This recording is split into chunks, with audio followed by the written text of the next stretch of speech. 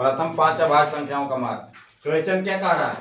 प्रथम 5 अभाज्य संख्याओं का माध्य क्या होगा? माध्य है दिया, माध्य है। देखो अभाज्य संख्या का लिखेंगे, माध्य बराबर क्या होता है? कुल संख्याओं का योगफल बटा कुल संख्या। तो अभाज्य संख्या कौन कौन होता है?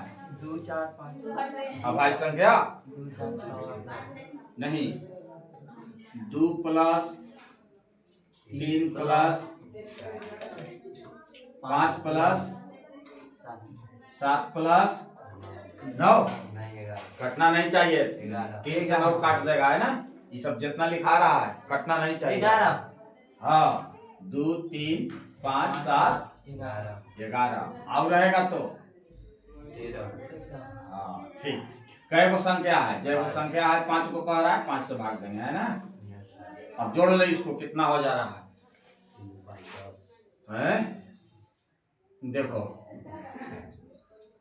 7 3 10, अब 11 10 21, 21 हो गया,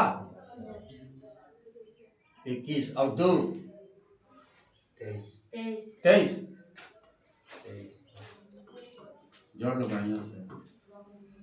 3 2 5 5 5 10, 10 और 7 17, और 17 और 11 कितना? 17 और 11 जोड़ लेंगे हम लोग।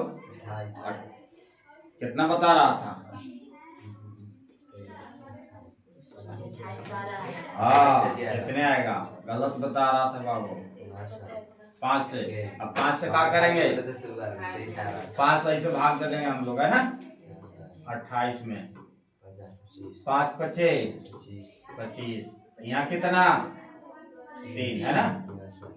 फिर पॉइंट यहाँ 0, 5 छक्के कितना आएगा? 5.6। 5.6 कोई बराबर, माध्य बराबर ना 5.6 हो गया। यहाँ पे कोई मारा हुआ है 5.6, ठीक है? उतारो इसको। उतार लिए। सज हो गया।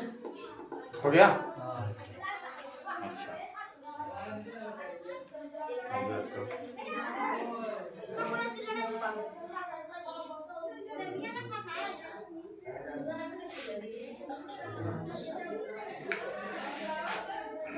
आगे हाँ। हो गया ना? छोड़। द्विघात समीकरण कह रहा है कि मूलों की प्रकृति है। देखो जी अगला दूसरा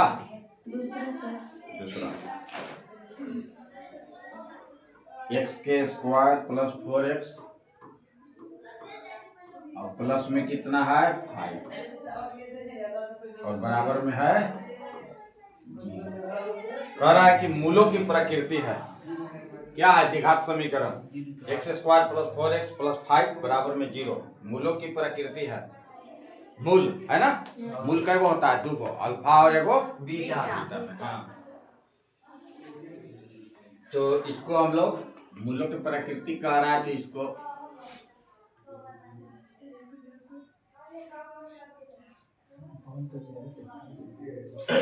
डी से निकाल लो।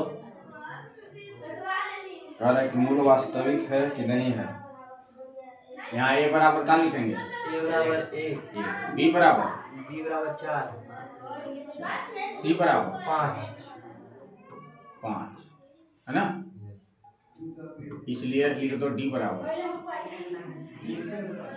क्या लिखेंगे? d बराबर b के स्क्वायर माइनस 4ac बराबर b के वैल्यू 4 के स्क्वायर माइनस 4 गुने a गुने c, है ना?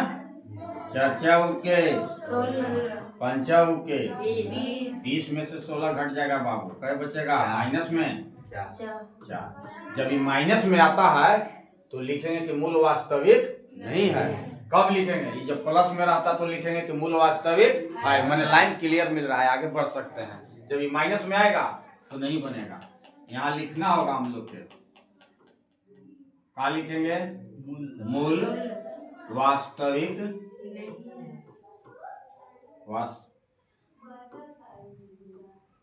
मूल वास्तविक आधा सर चाहिए है ना। मूल वास्तविक नहीं है। हाँ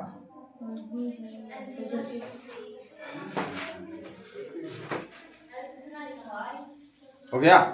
हाँ हाँ थोड़ा सा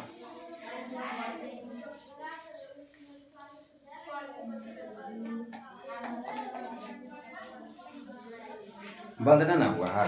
ना ये कैमरा ठीक लगता है, इसी से करना चाहिए। आगे हो गया, देख लेते हैं आगे। कह रहा है यदि दो संख्याओं का योगफल एवं अंतर 13 और 5 है तो उनका गुणनफल होगा। दो संख्याओं का योगफल कह रहा है ना, तो तुम लोग छोड़िए दिया होगा। देखो कहवा सवाल नंबर तीसरा, दो संख्याओं का योगफल 13।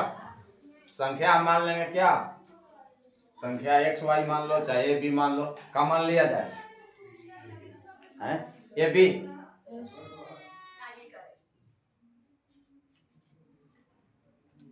चलो मान लेते हैं, माना कि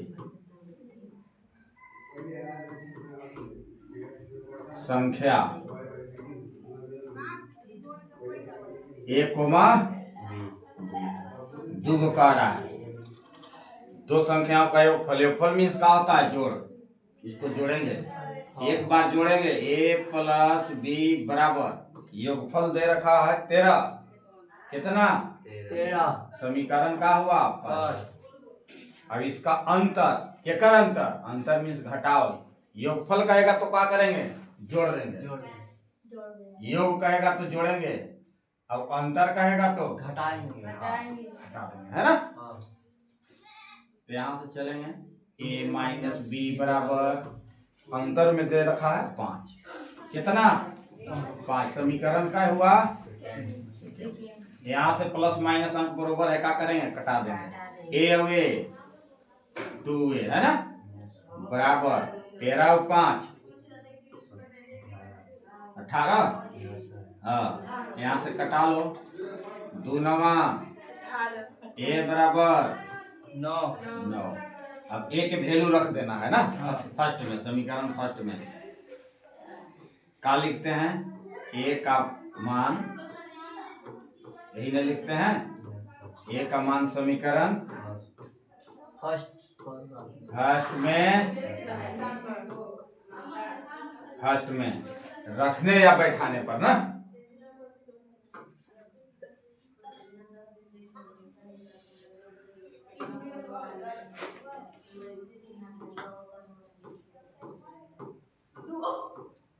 रखने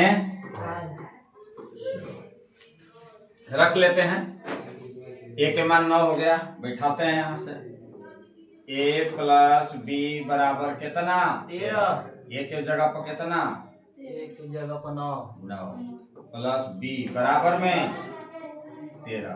अब क्या लिखेंगे b बराबर b बराबर 13 माइनस 9। तो कुल मिला के b बराबर कितना 9 4 13 है ना। a के मान आ गया 9 और b के मान आ गया कितना 4। तो क्वेश्चन कह रहा है कि उसका गुणनफल होगा, किसका गुणनफल होगा, ये दोनों के इसका गुणनफल माने संख्या a और b माने हैं तो a गुने b ऐसे कह रहा है कि क्या होगा। यहाँ से देख लो a के जगह पर मान रखेंगे, a के मान कितना 9 गुने b के मान 4 तो गुना कर देंगे 9 चौके 36 है ना। हो गया।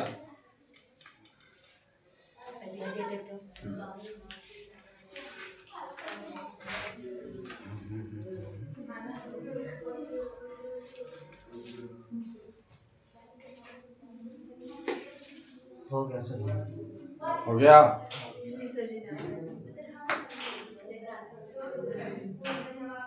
देखो दिया है कि कौन तृतीय पद में है, तो तृतीय पद में तो माइनस माइनस होकर करता है, प्रथम प्लस में और तृतीय माइनस में। अब एक के पक याद कर लेंगे तो दूसरा का याद हो जाएगा, 4 एक रद्द करता है दिया हुआ है।